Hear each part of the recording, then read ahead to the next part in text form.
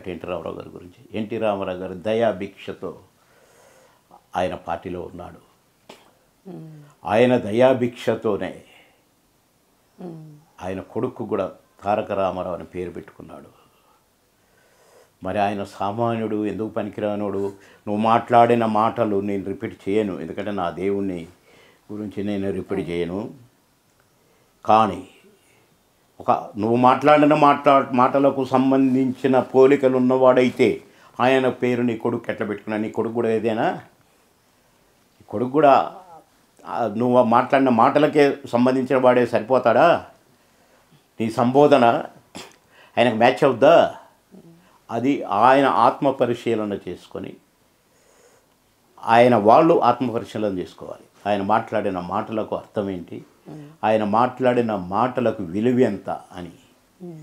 కనుక ఎన్టీఆరే ఈ యుగమే కాదు, ఎన్ని యుగాలైనా మళ్ళా అలాంటి ఎన్టీఆర్ గారు మళ్ళీ పుడితే చెప్పలేము. ఆయన వారసులు ఎంతమంది ఉన్నా ఉండొచ్చు. మా జూనియర్ ఎన్టీఆర్ ఉన్నాడు, బంగారు తండ్రి. ఆయన మనవడు, తాతకు దగ్గ మనవడే. కానీ ఎన్టీ రామారావు గారు కాజాలరు ఎవరు కూడా. మా బాలన్నే నా అన్న, నా దేవుడి బిడ్డ, ప్రియమైన బిడ్డ. ఆయనకు బొట్టు పెట్టి నటున్ని చేసుకున్నాడు. ఆయన కుటుంబంలో ఒక వ్యక్తిని, ఆ వ్యక్తే బాలన్న. ఆయన ఎంత ప్రేమ ఉంటే బొట్టు కూడా ఆయన పెట్టి కొడుక్కి ఆయన నటుని చేసుకున్నాడు.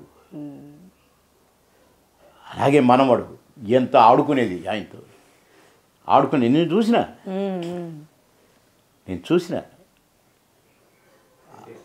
ఎన్టీఆర్ గారు మనవడితో చూసిన నేను. చూసింది అరగంటే అనుకో, కానీ తాతయ్య అనుకోని పోవటం ఇవన్నీ చూసినాడు. కనుక ఎవరికి వారే. మా రామకృష్ణ బాబు కానీ మా అన్న దేవుడు, జ్ఞానం ఉన్నవాడు, ఆయనలో విలువలు కనపడతాయి. అజ్ఞానులకు ఆయనలోని విలువలు కనపడవు. కనుక అజ్ఞానుల గురించి మాట్లాడుకోవటం అనవసరం. కాబట్టి ఈ టాపిక్ని ఆపుదాము. అజ్ఞానుల గురించి ప్రజలే తెలుసుకుంటారు, వారికి తగిన గుణపాఠం ఉంటుంది. ఇప్పటికీ చాలా వరకు ఒక 99% కనీసం 95% అయినా గుణపాఠం వచ్చి తీరాలి. కానీ సిగ్గు శరవు ఏ మాత్రం కనపడట్లేదు. శివునెత్తరు లేకుండా ఉన్నారు. వస్తుంది.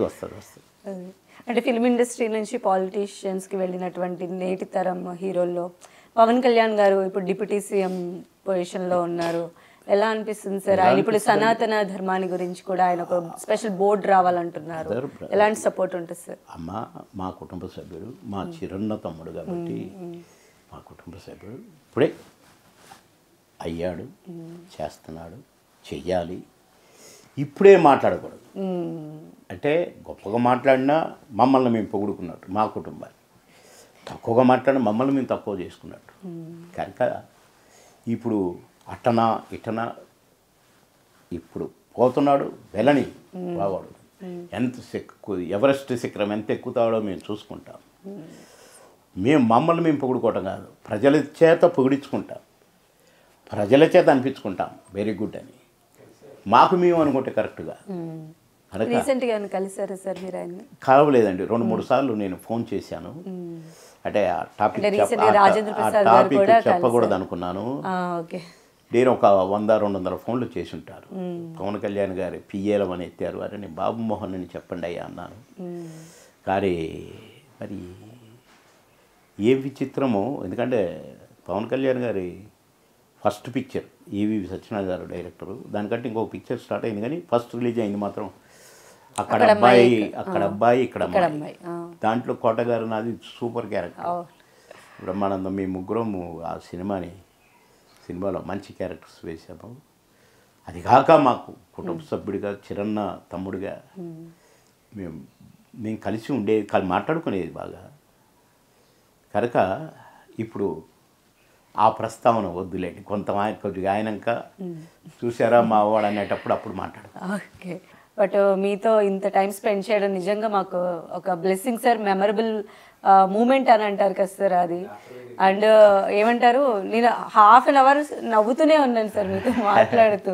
సో ఇలానే కొన్ని లక్షలు కోట్ల మందికి మళ్ళీ మీరు నవ్వులు పంచాలని చెప్పి అదే మళ్ళా పంచాలంటే వచ్చే జన్మకు చెప్తున్నారు.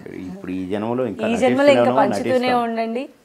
నటిస్తూనే ఉన్నాం, నటిస్తూనే ఉంటాం ఆఖరి శ్వాస వరకు.